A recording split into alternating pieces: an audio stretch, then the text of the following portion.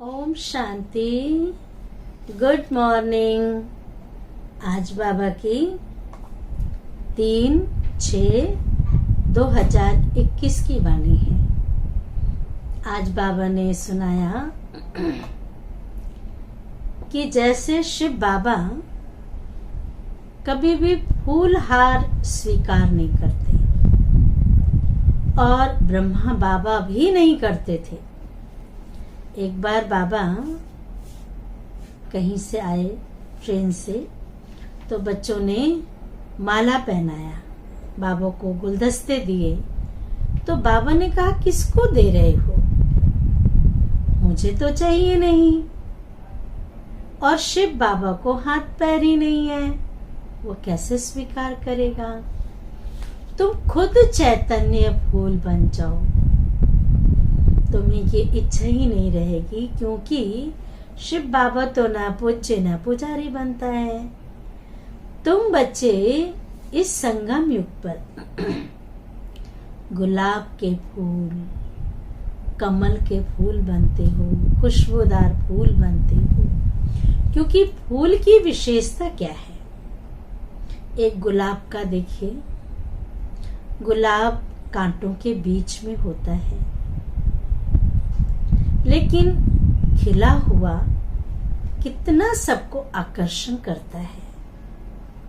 ना चाहते हुए दिल होती है उस फूल को तोड़ लें, अपने पास रखें, क्योंकि उसकी विशेषता है कि भले वो उसमें खाद पड़ रहा है, उस पौधे में कांटे भी लगे हुए हैं, लेकिन अपने आप को सेफ रखा है, एकदम न्यारा रखा है। और जब उसे लोग तोड़ते हैं, उस फूल के अंदर खुशबू होती है, उस फूल के अंदर एक न्यारापन है। और वो गुलाब का फूल हमें बहुत शिक्षाएं दे करके जाता है। आप देखेंगे, जब हम फूल को लेते हैं और ऐसे ऐसे करते हैं ना, तो उसकी सारी पंखुड़ियां झड़ जाती हैं। भले वो जुड़ा हुआ है, लेकिन जरा डंडी हिलाइए, सब अलग अलग पंखुड़ियां हो जाएंगी और बीच में एक बीज सा रह जाता है। वो बीज क्या है? वो उसकी परिवार है, फैमिली है, जो उसकी पत्ते पंखुड़ियां हैं।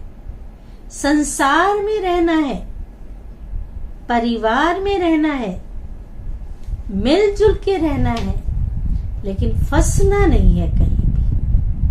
उस गुलाब के फूल से भी हम शिक्षा ले सकते हैं कि भले ये दुनिया कांटों का जंगल है, लेकिन असली फूल, चैतन्य फूल हम बच्चे हैं, जो ज्ञान योग का अभ्यास करते हैं, दिव्य गुणों को अपने जीवन में धारण करते हैं। जब तक बुद्धि से इस दुनिया को, इन पंखुड़ियों से डिटैच नहीं होंगे, एक बीज जो है, वो बीज है आत्मा।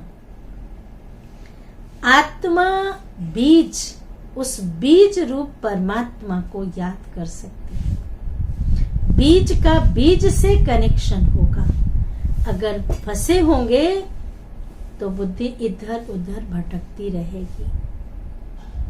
तो बाबा ने कहा, तुम तो चैतन्य फूल हो, बाप स्वीकार नहीं करते, तुम बच्चे भी स्वीकार नहीं करो, क्योंकि आपको खुद चैतन्य फूल बनना है। द्वापर कलयुग से आपके मंदिरों में भक्तजन सुबह से लेकर शाम तक माला फूल ही तो चढ़ाएंगे। तो अगर अभी ही उसे स्वीकार कर लिया, तो भक्ति मार्ग में तो वंचित रह जाएंगे।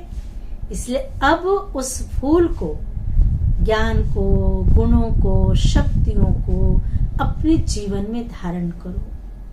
चेहरे पे मुस्कुराहट लाओ, खुशी लाओ। ये गुण हमें द्वापर कलयुग में काम आएंगे।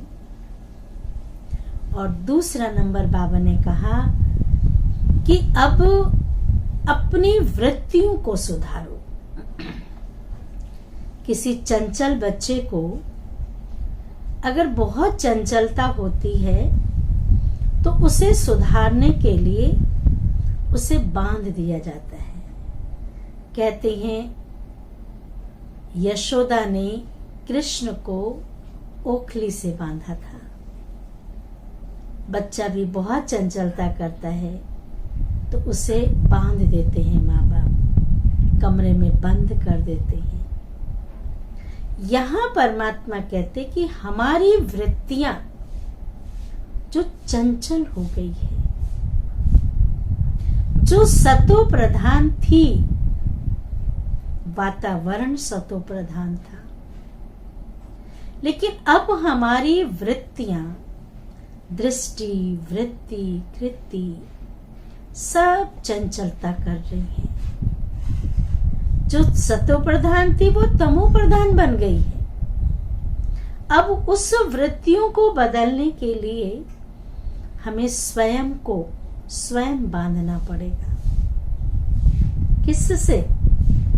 जंजीरों से नहीं जकड़ना है, लेकिन परमात्मा की याद की डोरी से अपने आप को खुद बांध दो।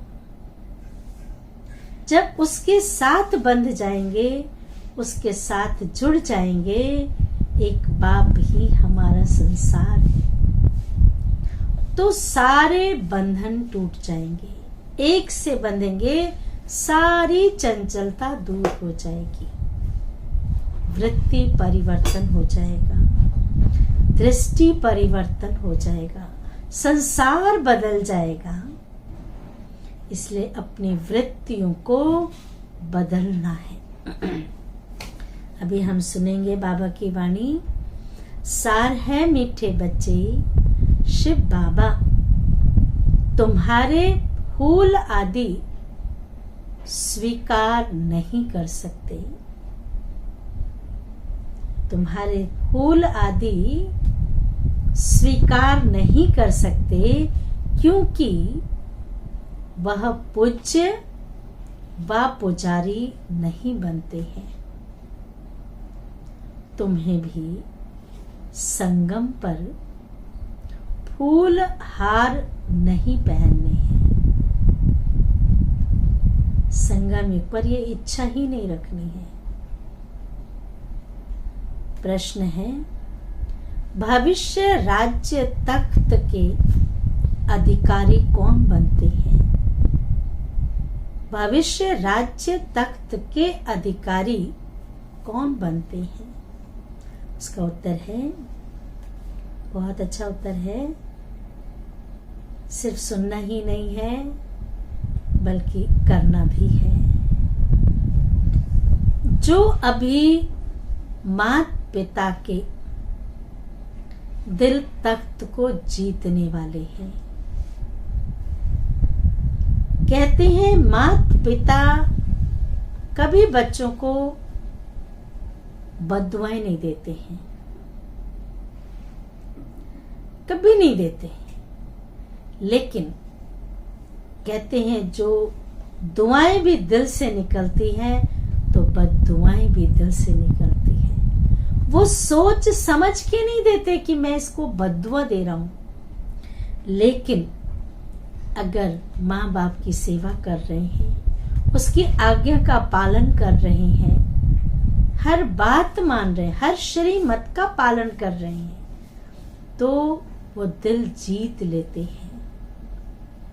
और जो किसी का भी दिल जीत लेता है उसके प्रति दुआएं निकलती हैं, बद्दुआएं नहीं निकलती।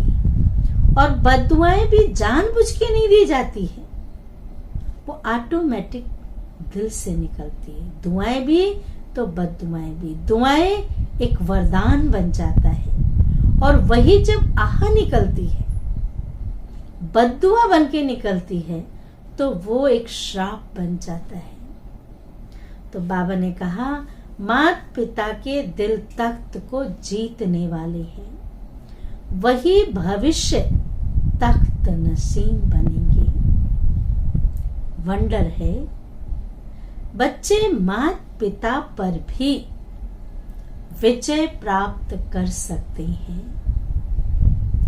मेहनत कर माता पिता से भी आगे जाते हैं। बाबा, ये साकार मुरली है, तो बाबा कहते थे बच्चे मम्मा बाबा से भी आगे जा सकते हो, क्योंकि सब पुरुषार्थी हैं। माता पिता से भी आगे जा सकते हो, उन पर भी जीत प्राप्त कर सकते हो। बच्चों को उमंग उत्साह दिलाते थे। कभी ये हिम्मत हीन ना बने कि हम तो पीछे आए हैं, ये बहुत आगे से चलने वाले हैं, हम तो रह गए, हम तो विजयी नहीं बन पाएंगे। तो बाबा ने कहा नहीं, बाबा उमंग उत्साह दिलाते थे। गीत है, छोड़ भी दे आकाश सिंहासन, अब धरती पर आ जा रे। अब तो आ गया है वो धरती का मालिक परमात्मा, जो भारत को स्वर्ग बनाने वाला है। भारत उसकी जन्म भूमि है। वो आकर के करे अब धरती को छोड़ो, इस पुरानी दुनिया को छोड़ो, अब चलो मेरे साथ। धारणा के लिए मुख्य सार है, पहली पॉइंट है, बाप के दिल रूपी तख्त पर जीत पाने का पुरुषार्थ करना है। परिवार में ट्रस्टी रहकर प्यार से सबको चलाना है। परिवार में रहना है, घर में रहना है, ट्रस्टी बनकर रहना, फंसना नहीं है, प्यार से सबको चलाना है। कई एकदम न्यारे हो जाते हैं, हम ज्ञान में चल रहे हैं जी, बच्चों को नहीं पूछना, पति को नहीं पूछना, किसी को नहीं पूछना। अरे भगवान ने कब ये शिक्षा दी? बाबा ने तो कहा कैसी भी फैमिली है उसे प्यार से चलाओ, मिलजुल के चलाओ, ट्रस्टी बनकर संभालो, फंसो नहीं पर। मोह जीत बनना है। दूसरा है, योग बल से आत्मा को स्वच्छ बनाना है। इन आंखों से सब कुछ देखते हुए, इन आंखों से सब कुछ देखते हुए याद एक बाप को करना है। यहाँ फूल हार स्वीकार ना कर, यहाँ फूल हार स्वीकार ना कर, अर्थात मान शान इसकी इच्छा ना रखकर खुशबूदार फूल बनना है। वरदान है, अपनी, ध्यान से सुनेंगे वरदान, अपनी चंचल वृत्ति को परिवर्तन कर सतो प्रधान वायुमंडल बनाने के जवाबदार श्रेष्ठ आत्मा भव। विस्तार है, जो बच्चे अपनी चंचल वृत्तियों को परिवर्तन कर लेते हैं, अपनी चंचल वृत्तियों को परिवर्तन कर लेते हैं, वही सतो प्रधान वायुमंडल बना सकते हैं। क्योंकि वृत्ति से वायुमंडल बनता है।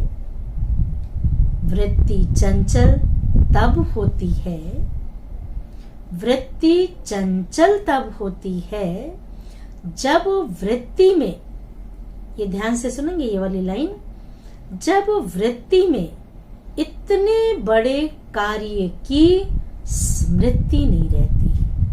बाबा ने इतनी बड़ी जिम्मेवारी दी है, उस कार्य की स्मृति नहीं रहती।